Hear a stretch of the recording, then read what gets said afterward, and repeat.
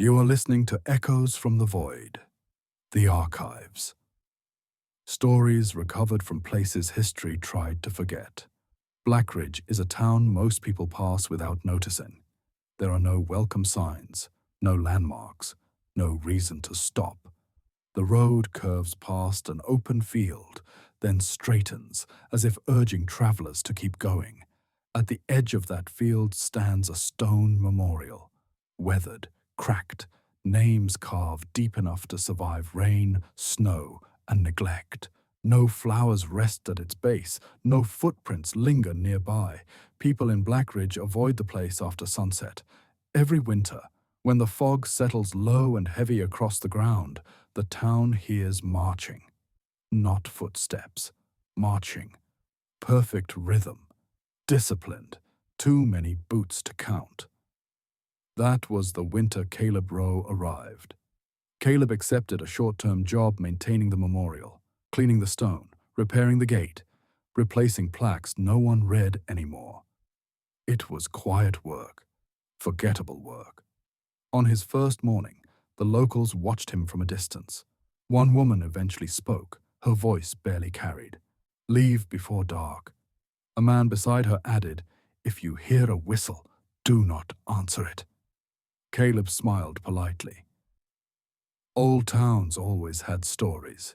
He told himself they were warnings meant for children. That evening, he stayed late. The fog rolled in faster than expected.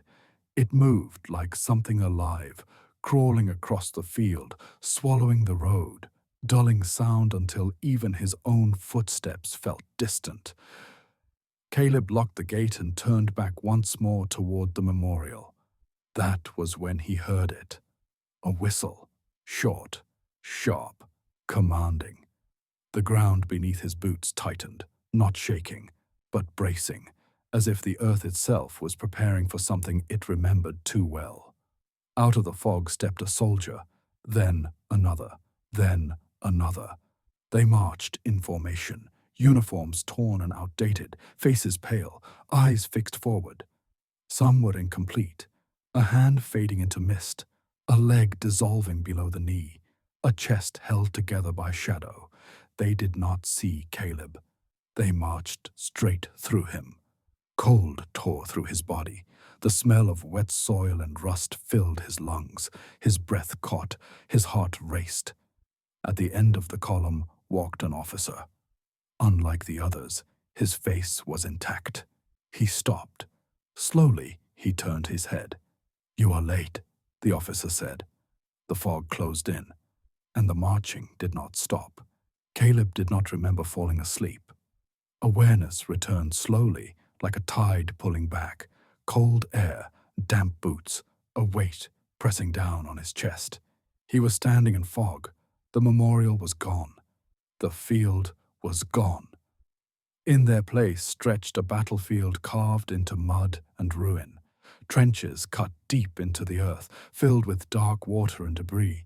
Barbed wire curled like dead vines.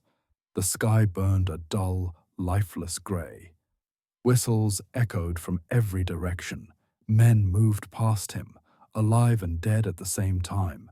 Some clutched rifles, some clutched wounds that never healed. Their mouths moved, but no sound came out. Caleb tried to run. The ground pulled at his boots, heavy and resistant, as if it did not want to let him leave. A silent explosion tore through the air.